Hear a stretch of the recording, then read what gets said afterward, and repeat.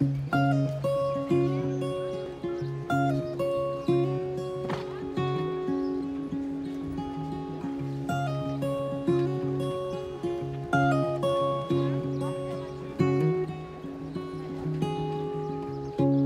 à tous et bienvenue.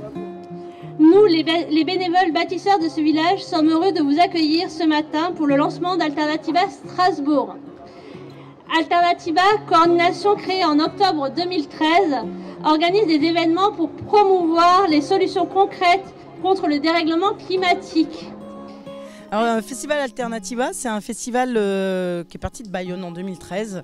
C'est des gens qui se sont dit il y a une vraie urgence sur le réchauffement climatique, mais le discours de la peur est peu efficace. Donc il faut montrer à tout le monde qu'avec des gestes simples, on peut lutter contre le réchauffement climatique et que ça peut être durable, mais aussi désirable. C'est-à-dire qu'il y a des alternatives qui sont fun, c'est sympa, quoi.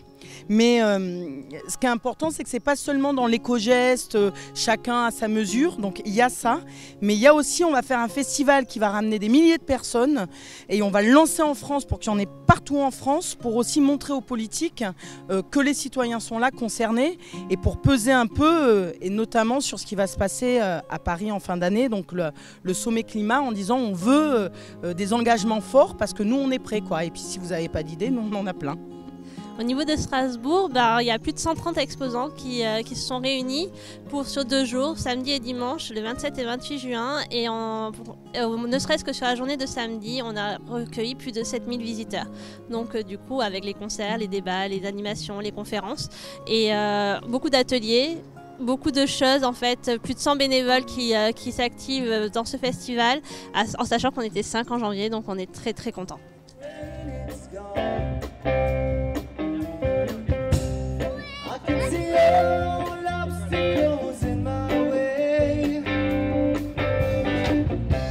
Oui, alors nous on a le stand du Stuc. Le Stuc est une monnaie locale qui va sortir à Strasbourg le 3 octobre. Et donc le stand, l'objet c'est de présenter la monnaie et aussi donc d'expliquer comment l'intérêt d'une monnaie locale aux citoyens et comment ça va fonctionner, les détails. On est en train de constituer un réseau d'entreprises, d'associations qui accepteront le Stuc. Et on retrouve énormément de nos partenaires ici. Donc c'était vraiment logique d'être Alternativa. Alors ici, en fait, vous avez le stand Espace Info Énergie. C'est un stand qui propose aux particuliers des conseils gratuits et neutres sur la rénovation et la construction neuve. Alors, on sent qu'il y a beaucoup de public convaincu. On sent que c'est quand même un public qui est déjà engagé dans une démarche écologique ou avec des gestes respectueux de l'environnement. Mais il y a aussi des gens curieux qui sont là pour découvrir ce qui se passe ici aujourd'hui et qui sont intéressés aussi par la démarche. Alors ce stand s'appelle donc Mon assiette change la planète et en fait c'est un jeu qui a été créé par une dame dans l'idée de sensibiliser à notre alimentation, d'où proviennent les produits qu'on achète, de quoi ils sont composés, etc.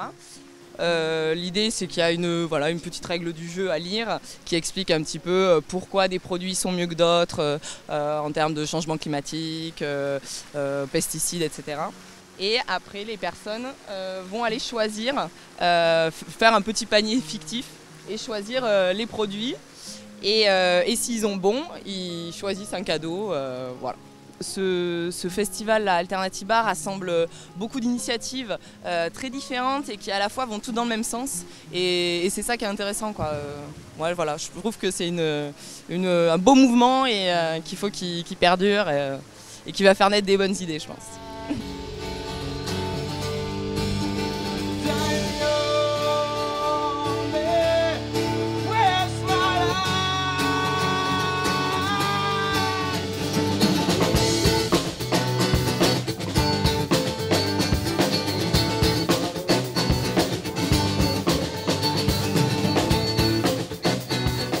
Alors c'est le stand de Stop Fessenheim, donc nous on lutte pour la fermeture de la centrale nucléaire de Fessenheim. Et bon, ça se passe assez bien, hein. On a des gens qui viennent, qui nous interrogent, qui nous demandent comment on fait, si Fessenheim ferme, est-ce qu'on aura du courant, etc. Donc on les rassure, on leur dit que tout ira bien, si on ferme Fessenheim, demain il n'y aura pas de souci. Bon, bien sûr, il y a le problème des emplois, mais il y a des solutions si on développe les énergies renouvelables. Et c'est ce qu'on essaye de montrer aussi sur le stand, parce qu'aujourd'hui, on essaye de montrer qu'il y a des alternatives au nucléaire et qu'on peut fermer Fessenheim sans que ça soit une catastrophe au niveau économique et au niveau social, quoi. Donc il y a des alternatives.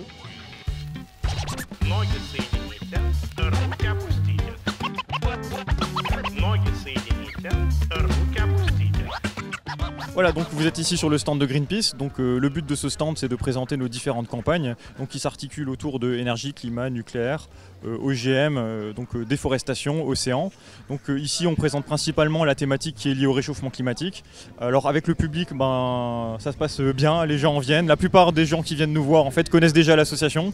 Ils ont déjà entendu parler ou ils sont déjà adhérents et ils viennent soit pour prendre un complément d'information, soit vraiment pour découvrir ce qu'on fait. Donc qu'est-ce que vous faites comme action, quand est-ce que vous grimpez sur une tour de centrale nucléaire ou que vous attaquez un bateau de pêche, enfin voilà, c'est le genre de questions. Donc on expose du coup notre démarche qui est avant tout scientifique et méthodologique. Les actions que vous voyez à la télé, c'est en dernier recours. Avant ça, il y a un travail d'enquête, il y a un travail de lobbying qui se fait en coulisses. Et quand Greenpeace n'arrive pas à obtenir ce qu'il demande via la voie, on va dire, politique, via la voie argumentaire, via des arguments, on va dire, qui font sens, et bien à ce moment-là, on passe à la manière non pas violente, puisque Greenpeace est une organisation pacifiste, hein, mais on va dire qu'on utilise le volet plutôt communication et action, on va dire, spectaculaire.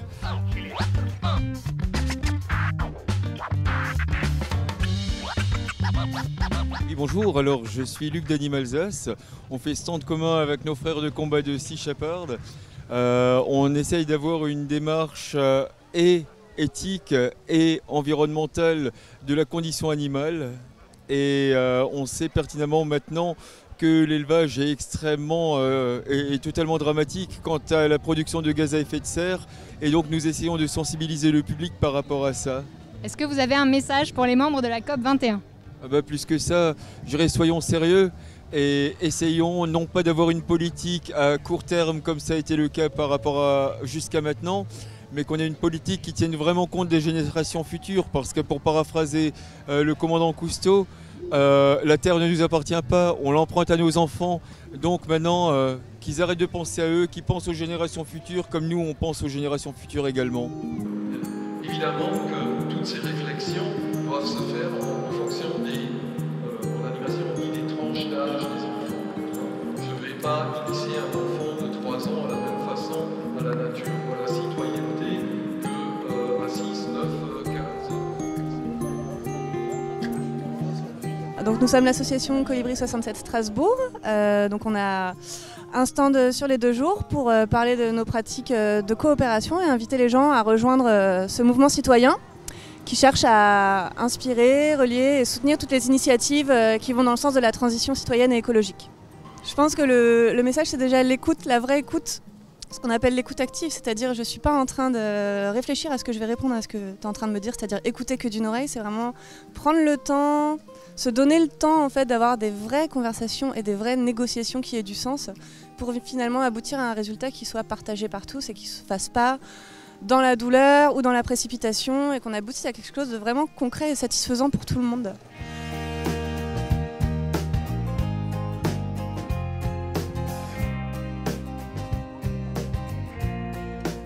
Alors notre stand, c'est le stand de résistance à l'agression publicitaire. Qui est une association de loi 1901 qui existe depuis plus de 20 ans et qui a comme objet de lutter contre les effets néfastes de la publicité sur la société et l'environnement. On reçoit entre 500 et 3000 messages publicitaires par jour. La publicité, ça représente, c'est le 2e plus gros budget de dépenses au monde. Pour dire à des gens donc, de consommer encore plus. Et dans une société où il faudrait consommer moins et mieux. Alors, nous, en fait, on fait un peu le tour de tous les festivals comme ça pour créer des groupes locaux. Parce qu'il faut des groupes locaux, des gens qui luttent contre la publicité, qui, en fait, parce qu'elle est par définition expansionniste. Elle cherche toujours à trouver de nouveaux espaces pour matraquer encore plus de messages pour consommer encore plus. Et donc du coup là on a bien une trentaine de personnes déjà motivées pour faire un groupe local à Strasbourg. Donc merci à Alternatiba pour ça.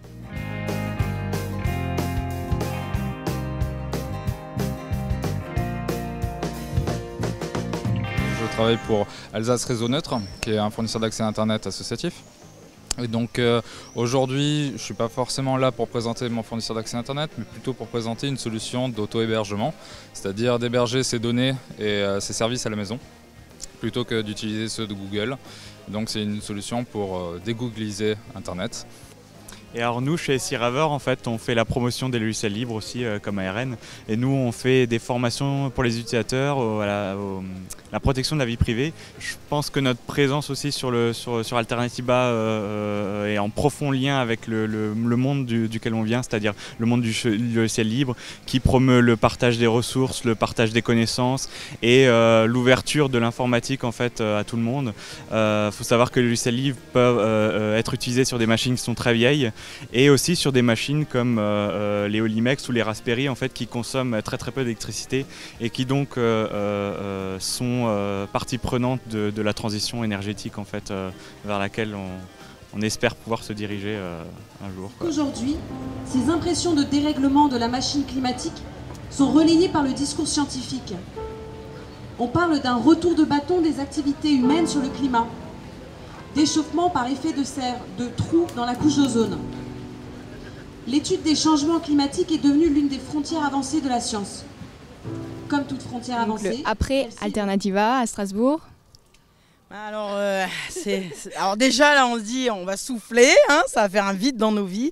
Mais l'idée c'est qu'on est en train de réfléchir déjà à des collectifs. Il y a un collectif local qui s'appelle la Coalition qui répond au collectif national de mobilisation pendant la COP. Donc l'idée c'est de continuer à travailler ensemble parce qu'il y a plein d'assauts là qui n'avaient jamais travaillé ensemble et qui sont mis dans ce collectif et on se dit qu'on a vraiment de la force ensemble et du coup de continuer un peu de cette dynamique pour la mobilisation jusqu'à la fin de l'année et au-delà quoi.